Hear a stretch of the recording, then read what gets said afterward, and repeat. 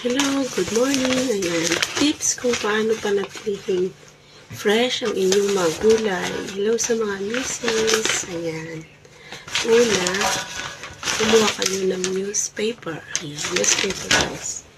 Tapos yung gulay dapat dry bago nyo siya ilagay sa balutin sa newspaper. Yan, aabot po yan ng 2 weeks ganyan na nakalagay sa sa yung mga ref, loob ng ref na hindi siya na nagbabago, hindi nasisira yung inyong mga gulay. Lalo na yung mga hindi po makapunta ng palengke everyday. Yan. Ganito po ang pwede nyong gawin guys.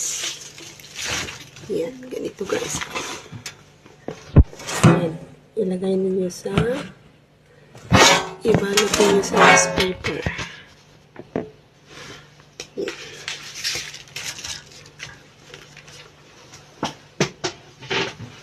Ayan. Tapos,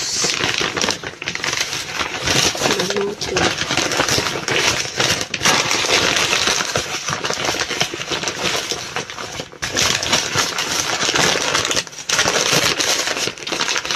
Ayan guys, ayan. Tapos, ilagay nyo sa plastic bag. Ayan. Ayan. Tapos, ilagay nyo sa